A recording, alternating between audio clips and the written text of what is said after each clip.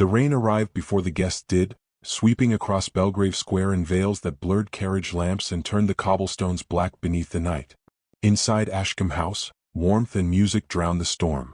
Crystal chandeliers scattered gold across marble floors, violin strings climbed toward painted ceilings, and London's nobility drifted through the ballroom in silk and velvet like figures from an expensive dream. Yet beneath the perfume of roses and beeswax lingered the sharper scent of anticipation, for nearly every whispered conversation concerned the same young woman standing beside the colonnade. Lady Evelyn Ashcombe wore pale blue satin embroidered with seed pearls so delicate they resembled frost upon glass. The gown had belonged to her mother, altered carefully to suit her narrower frame, and though it was beautiful, it could not protect her from the glances sliding toward her across the room. Some were pitying. Others were amused.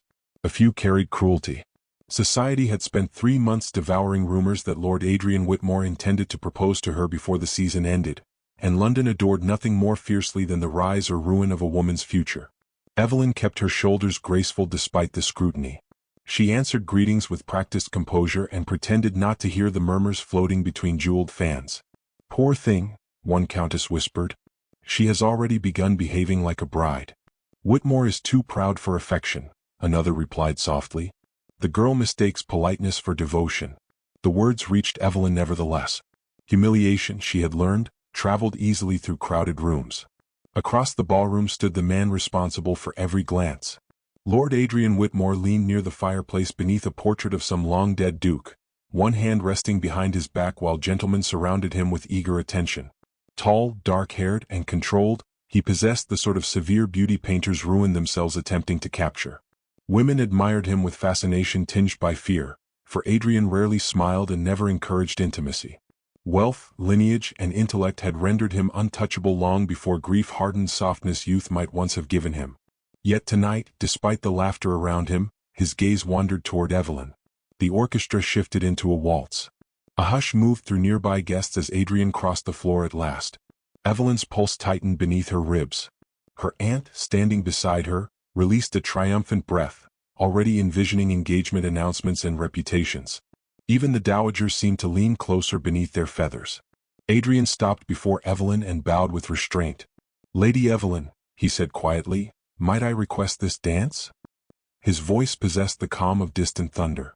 Evelyn placed fingers upon his gloved hand and allowed herself to be guided toward the center of the ballroom while whispers followed in their wake like scattered leaves. For several moments they danced in silence. Candlelight glimmered against Adrian's dark coat, the scent of cedar and winter clung to him. Evelyn dared one careful glance upward. His expression remained unreadable. "You have avoided me for weeks," she said at last, her tone measured despite the hurt beneath it. "I have been occupied." Occupied men still manage correspondence. His jaw tightened. "Certain conversations are wiser postponed." The reply struck colder than the rain beyond the windows. Around them, couples revolved gracefully while musicians played on, oblivious to the fracture widening between two hearts beneath the chandeliers. Evelyn lowered her voice. "Then tell me honestly, my lord, have I done something to offend you?" For the first time that evening, emotion flickered across Adrian's face. Regret perhaps. Or fear. It vanished quickly. "You have done nothing," he answered. "Then why does all of London speak as though my future rests in your hands?" Before Adrian could respond, a sharp voice interrupted nearby. "Surely because it does." Lady Beatrice Holloway approached with elegantly cruel companions trailing behind her. Beatrice delighted in scandal with the appetite of a starving creature. "We were only admiring how devoted dear Evelyn has become," she continued sweetly. "One can hardly blame her. Every mother in England dreams of securing Lord Whitmore." The surrounding guests laughed softly. Evelyn felt heat rise beneath her skin, though she refused to retreat. "Your concern for my future is deeply touching, Lady Beatrice." "But unnecessary, I hope," Beatrice replied. "Since rumors insist an announcement is imminent." Silence descended. The musicians faltered, sensing tension ripple outward through the dancers. Evelyn looked toward Adrian then, expecting him to dismiss the gossip with dignity if not tenderness. One sentence would have spared her. One gesture. Instead, his expression turned glacial. "You mistake civility for affection," he said, each word precise enough to wound. "I never loved you." The ballroom seemed to inhale sharply around them. Evelyn stood motionless while humiliation swept through her body like icy water. Somewhere nearby, A woman dropped her fan. Beatrice's eyes widened with delighted horror. Even Adrian appeared stricken by the cruelty of his own words, yet pride held him rigid. Evelyn curtsied with steadiness. "Then I regret misunderstanding your kindness, my lord." Without another glance, she crossed the ballroom alone. Conversations erupted behind her, rising in vicious whispers beneath the music's uneasy recovery. She descended the grand staircase before tears could betray her, gathered her cloak from the astonished servants, and stepped into the rain outside. The carriage ride home passed in silence except for the storm striking the windows. Inside the reflection of the glass, Evelyn scarcely recognized herself. The hopeful young woman who had entered the ballroom hours earlier no longer existed. In her place remained someone quieter, colder, and infinitely more careful. Near midnight she removed the blue ribbon from her hair and laid it beside the dying fire in her bedchamber. As the flames consumed the silk, a servant knocked softly upon her door and announced that a package had just arrived. Confused, Evelyn opened the velvet box resting upon the silver tray. Inside lay a bouquet of white winter roses bound together with the unmistakable black crest of the Whitmore family that night. Morning sunlight crept reluctantly through the curtains of Ashcombe House after the previous evening's storm. Lady Evelyn Ashcombe had not slept. She remained seated beside the cold hearth in her bedchamber, still wearing the ivory wrapper her maid had fastened around her shoulders hours earlier, while the bouquet of winter roses rested untouched upon the table beside her. Their white petals appeared luminous against the dark velvet ribbon bearing the Whitmore crest, and the sight of it stirred equal measures of anger and confusion within her. No note accompanied the flowers. None was necessary. Every servant in London would recognize the crest immediately, and by afternoon the city would undoubtedly learn that Lord Adrian Whitmore had sent gifts to the very woman he had humiliated before half the aristocracy. Society fed upon contradiction more greedily than truth.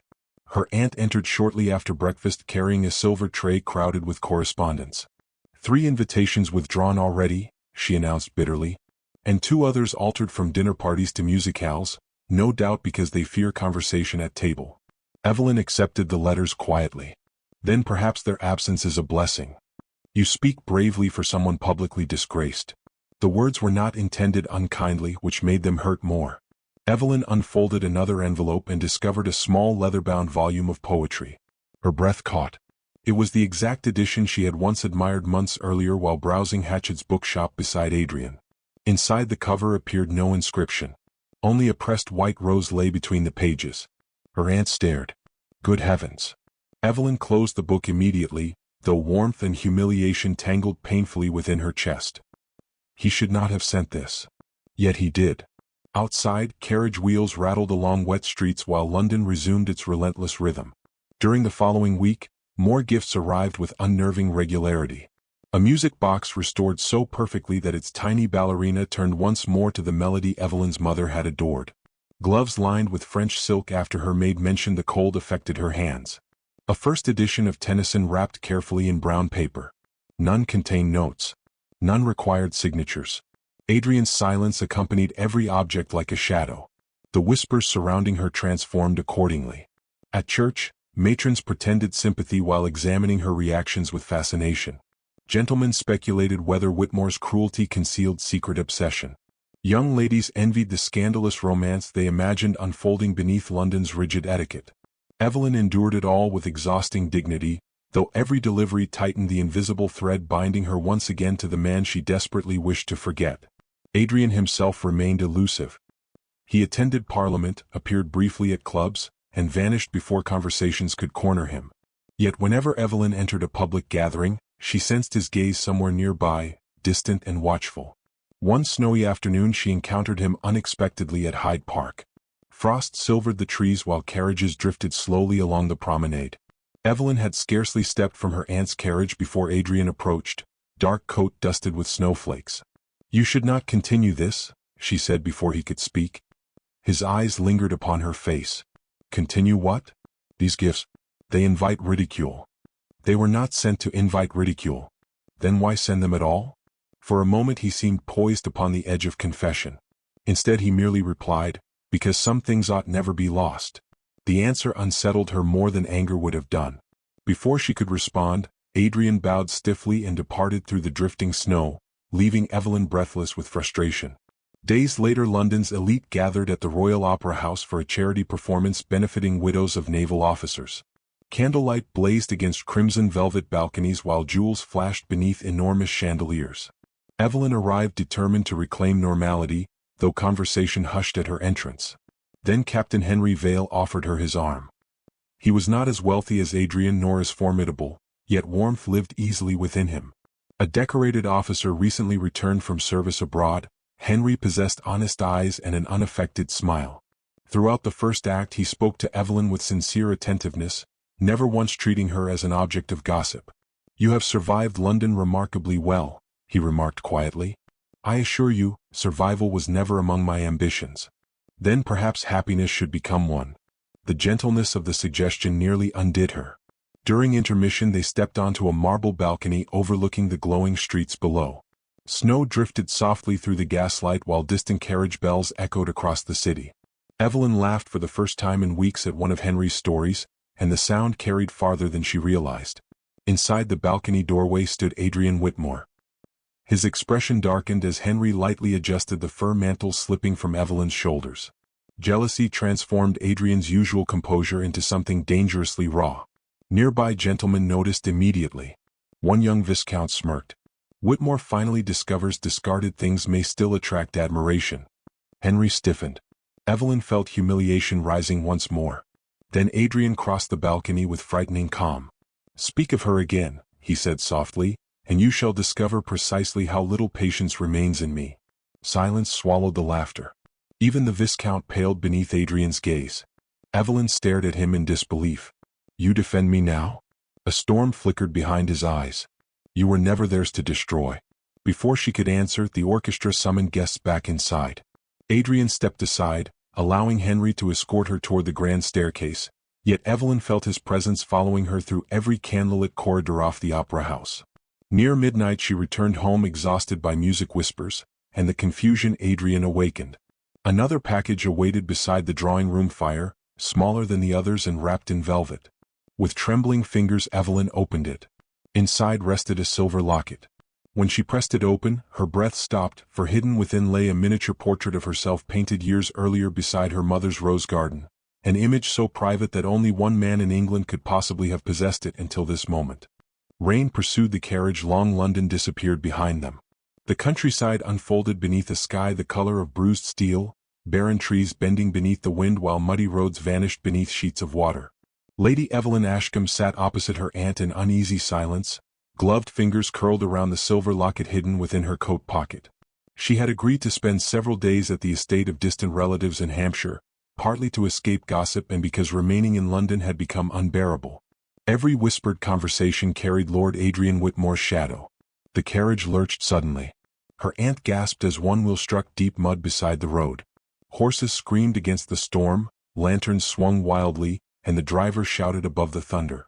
Evelyn grasped the velvet seat while rain hammered the roof. Moments later the carriage stopped entirely. "The axle has broken, my lady," the driver called through the door. "There is an inn several miles distant, though the roads are nearly impassable." Lightning split the sky before another voice answered from outside. "There is a hunting lodge nearby." "Mine." Evelyn felt her breath catch. Even before the door opened, she recognized Adrian's voice. He stood beneath the storm wearing a dark riding coat soaked through with rain, one gloved hand restraining his restless horse while water streamed from the brim of his hat. Her aunt looked relieved rather than shocked. "Lord Whitmore, thank heavens." Adrian bowed briefly. "The roads ahead are unsafe. You must remain at Blackthorn Lodge until morning." Within the hour they arrived at the secluded estate hidden among towering pines. Firelight glowed through narrow windows while servants hurried forward carrying lamps against the rain. Blackthorn Lodge lacked the grandeur of Adrian's London residence. Instead it possessed something far more dangerous: intimacy. Warmth enveloped Evelyn as she stepped inside. Wet cloaks were removed, boots dried beside the hearth, and servants vanished after preparing chambers upstairs. Her aunt soon retired with a headache, leaving Evelyn alone within the drawing room while thunder rolled beyond the windows. Adrian stood near the fire pouring brandy into crystal glasses. For several moments neither spoke. The silence between them no longer resembled indifference. It felt crowded with things unsaid. "You should not have kept the portrait," Evelyn said quietly at last. His hand stilled against the decanter. "No." Yet you carried it for years. Adrian crossed the room slowly and offered her a glass she did not take. I had no intention of ever returning it, he admitted. Evelyn studied him carefully. Then why send it now? Because watching another man look at you made concealment impossible. The honesty unsettled her more deeply than cruelty had done. Rain lashed the windows while the flames snapped softly between them. You humiliated me before the entire city, she whispered. Pain flickered across his expression. I know. No, my lord. You do not. Her composure fractured at last beneath weeks of restraint. Women survive upon reputation. You destroyed mine with a single sentence and expected silence afterward, as though gifts might erase disgrace. Adrian lowered his gaze, and for the first time she saw not arrogance but shame. My family is drowning in debt, he said quietly. My father concealed the extent of it before his death. Every estate except Blackthorn is near ruin. There were already whispers that I sought a wealthy bride to restore the Whitmore name. Evelyn stared at him. I would never have believed such accusations. Society would. His voice hardened bitterly. And once married, you would have discovered the truth soon enough. Resentment destroys affection swiftly. So you chose to wound me instead? He moved nearer the fire, though his eyes never left hers. I chose cowardice. There is a difference. Evelyn watched him struggle against emotions he scarcely seemed capable of expressing. The proud nobleman London admired appeared weary and human. You could have trusted me with the truth, she said. A faint laugh escaped him. Trust was never taught kindly in my family. My mother spent her life loving a man who repaid devotion with ruin and betrayal. I swore I would never become him. The confession settled heavily between them. Outside, the storm deepened, isolating the lodge from the world beyond the forest. For the first time since the ballroom humiliation, Evelyn understood the fear hidden beneath Adrian's coldness. Yet understanding did not soothe the ache he had caused. She stepped toward the hearth to warm her chilled hands. After a hesitant moment, Adrian removed his coat and draped it gently across her shoulders. His fingers brushed her wrist briefly. Neither moved away. I loved you from the beginning, he said softly. The words seemed to still the entire room. Evelyn closed her eyes for one fragile second, absorbing both the sweetness and cruelty of hearing them too late. You speak now because you fear losing me. Yes. And if Captain Vale had never appeared? Adrian's silence answered before his voice could. Tears threatened, though she forced them back with dignity. Love that arrives only after devastation is a sorrowful thing indeed. He looked stricken. Hours passed beside the fire while conversation drifted between painful honesty and exhausted quiet. Adrian spoke of sleepless nights and the unbearable sight of her laughter belonging increasingly to someone else. Evelyn admitted how deeply his rejection had wounded her pride, though not enough to extinguish affection entirely. By dawn the storm had weakened into rain whispering against the windows. A servant announced that the roads were finally passable. Evelyn rose slowly, returning Adrian's coat into his waiting hands. Morning light revealed shadows beneath his eyes that no wealth or title could conceal. At the doorway he caught her gloved hand as though afraid she might vanish.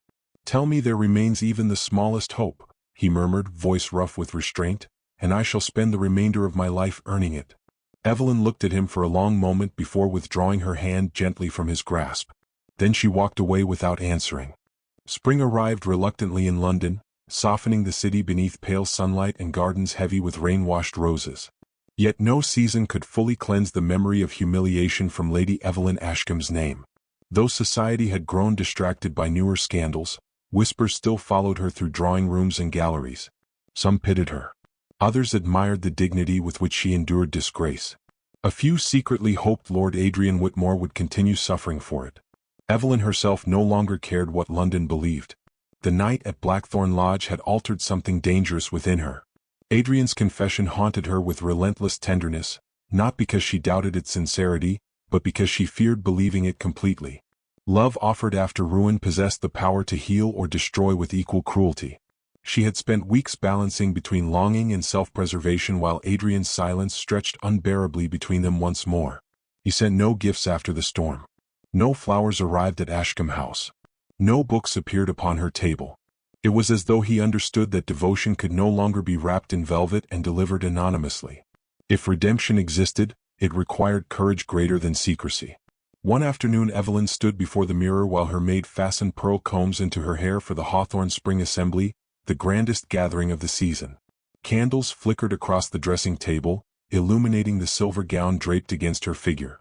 Yet beneath the satin rested a difficult truth known only to herself. By morning she intended to leave England. Her aunt entered carrying travel documents. "You are truly resolved?" "Yes." "And if Lord Whitmore attempts reconciliation?" Evelyn lowered her gaze toward the silver locket resting against her throat beneath layers of silk. "Some wounds cannot survive repeated injury." Her aunt sighed.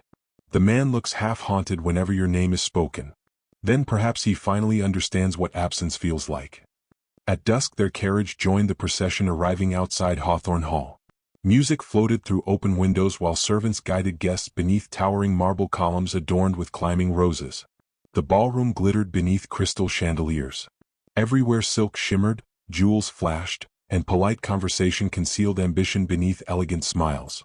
When Evelyn entered upon her uncle's arm, the room quieted, because Adrian Whitmore was already watching her. He stood near the center of the ballroom dressed in severe black, his expression tightening the instant their eyes met. Weeks had changed him. The cold arrogance society once admired had worn thin, revealing exhaustion beneath restraint. Several gentlemen approached Evelyn throughout the evening, eager for dances and conversation. She accepted graciously, though her attention betrayed her repeatedly by drifting toward Adrian. Spoke little. Watched everything. Captain Henry Vale eventually appeared beside her during supper. "You seem troubled." "I suspect tonight encourages trouble." Henry followed her gaze across the ballroom and understood immediately. "Has he spoken with you since Hampshire?" "No. And yet he looks prepared to challenge every man here merely for breathing near you." Despite herself, Evelyn smiled faintly. Before she could answer, murmurs rippled suddenly through the crowd. At the far end of the ballroom, Lord Pembroke, an aging aristocrat notorious for cruelty disguised as wit, raised his voice deliberately. "Remarkable, is it not," he announced to nearby companions, "how swiftly certain ladies recover from romantic disappointment once richer prospects emerge?" Laughter followed. Evelyn felt humiliation strike sharply through the room once again. Henry stiffened beside her, prepared to intervene, but another voice cut across the ballroom first. "Enough." Adrian's tone carried no volume, yet silence descended instantly. He crossed the marble floor with measured steps while guests parted around him. The orchestra faltered uncertainly. Candlelight trembled across crystal glasses as every eye followed him toward Evelyn. Pembroke smirked nervously. "Whitmore, surely you do not object to harmless observations." "There has been nothing harmless in your conduct for years." The older man's face darkened. "You defend her now? Curious timing after publicly rejecting the poor girl yourself." A terrible stillness settled over the ballroom. Evelyn's heartbeat thundered within her chest as Adrian turned slowly toward the crowd surrounding them. For one suspended moment she saw pride battling desperately against truth inside him. Then, before London's highest families and the very society he had once feared, Adrian surrendered completely. "The greatest shame of my life," he said steadily, "was not loving Lady Evelyn Ashcombe." Gasps echoed through the hall. Adrian's gaze never left hers.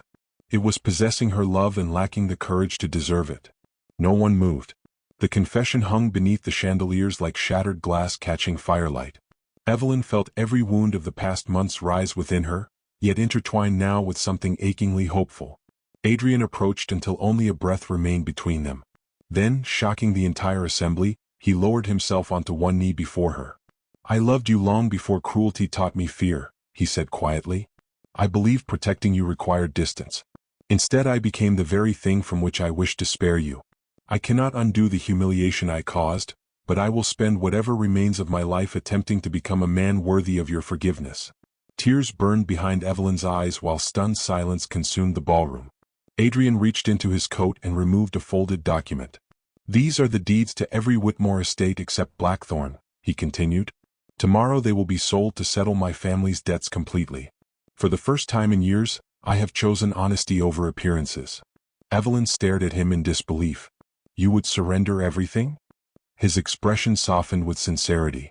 "Without hesitation if it meant keeping you." The vulnerability within those words shattered the final defenses around her heart. This was no longer the untouchable aristocrat who had wounded her beneath winter chandeliers. This was a man stripped bare by love. Yet fear still lingered inside her. "If I remain," she whispered tremblingly, "everything changes." Adrian rose slowly to his feet, eyes dark with hope and terror alike. "Then let it change," he answered. The ballroom remained suspended in silence long after Adrian Whitmore's confession faded into the candlelit air. No violin resumed. No guest dared whisper. London society, so accustomed to cruelty wrapped elegantly in etiquette, stood witness to something infinitely rarer. A proud man dismantling himself completely before the woman he had once destroyed. Lady Evelyn Ashcombe felt every gaze upon her, yet for the first time in months she no longer feared them. The humiliation that had nearly buried her beneath gossip had shifted unexpectedly onto different shoulders. Adrian stood before her stripped of arrogance, his future uncertain, his reputation cracked open by honesty. The power he once wielded so effortlessly had vanished the instant he chose vulnerability over pride. Still, love alone could not erase pain. Evelyn looked toward the document in his hand, then back at his face. Shadows lingered beneath his eyes from sleepless nights and private battles no ballroom audience could fully comprehend. He appeared exhausted, almost fragile, though determination still burned fiercely within him. "You should not have done this publicly," she whispered. "It was my public cruelty that wounded you," Adrian replied quietly. Only public truth could answer it. Around them, nobles exchanged astonished glances while Lord Pembroke retreated deeper into the crowd, forgotten entirely. Captain Henry Vale watched from near the staircase with solemn understanding rather than resentment. He alone seemed unsurprised by the transformation unfolding before him. Evelyn's heart ached with dangerous tenderness. Yet before she could speak further, her aunt appeared beside her, pale with emotion.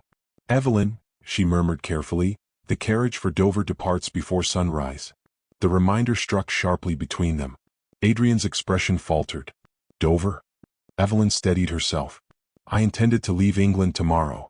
A terrible stillness entered his face then, deeper than shock. It resembled the expression of a man watching the last light disappear from a distant shore. "You were truly going to vanish without farewell? What remained to say?" Her voice trembled despite her effort to remain composed. "You loved me only after nearly losing me. I did not know whether that love would survive once fear faded." Adrian stepped closer, lowering his voice until the crowded ballroom seemed to disappear around them. "You believe this is fear?" he asked softly. "No, Evelyn.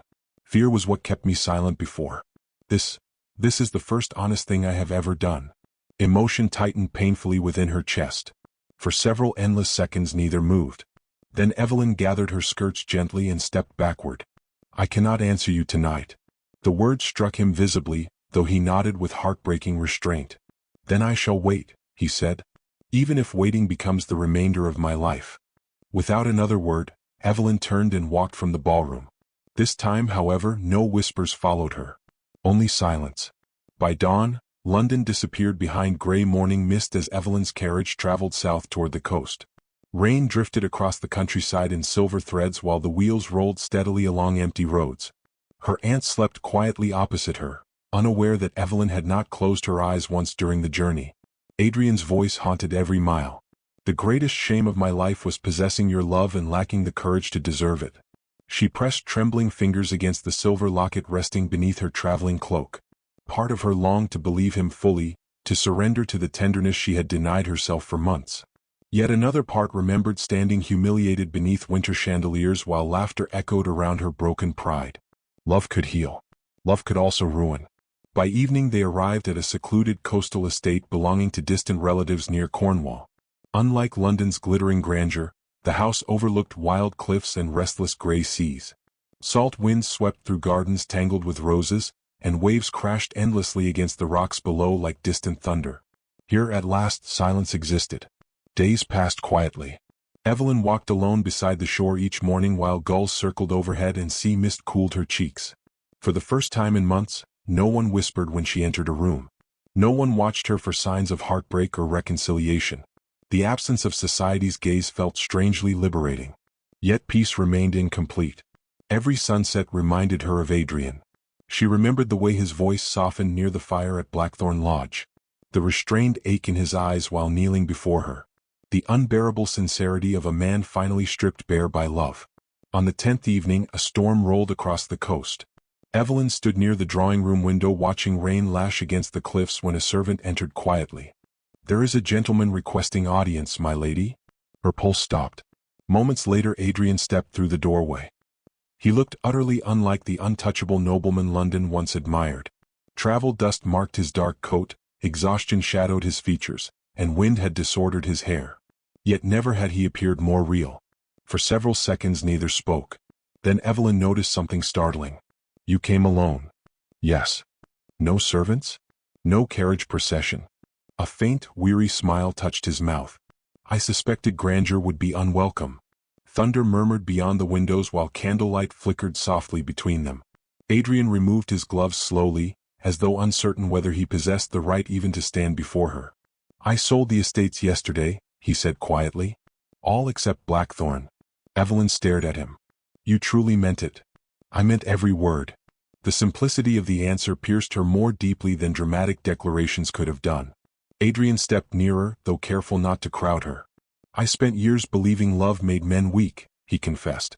"My father loved recklessly and destroyed everyone around him. I mistook coldness for strength because it seemed safer than devotion." His voice roughened slightly. "Then you walked away from me and I discovered there is nothing stronger, or more merciless, than losing the person who taught your heart how to hope." Emotion shimmered painfully through the silence.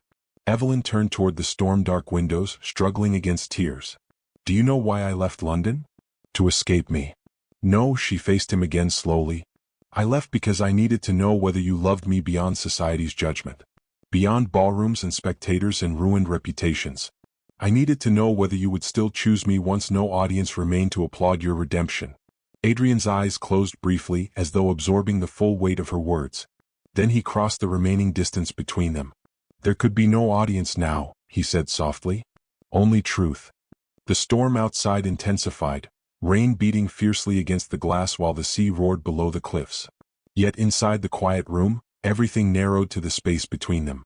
Adrian reached carefully for her hand. This time, Evelyn did not pull away. Warmth spread through his expression. Not triumph, but profound relief, as though he had been drowning silently for months and finally reached shore. "You once asked whether hope remained," she whispered. His fingers tightened gently around hers. "Yes." A fragile smile touched her lips through gathering tears. "There is." Something inside Adrian seemed to break and heal simultaneously. He lifted her hand reverently to his lips, closing his eyes for one trembling moment against her skin. No grand speeches followed. No witnesses stood nearby. Only honesty remained between two wounded hearts finally brave enough to choose each other without fear. Outside, dawn slowly emerged beyond the storm clouds, pale gold spreading across the restless sea. Far below the cliffs, waves crashed endlessly against stone, ancient and relentless. Inside the quiet coastal estate, Evelyn rested her head against Adrian's shoulder while church bells echoed faintly through the morning mist. And for the first time since that terrible winter ballroom, neither of them felt alone.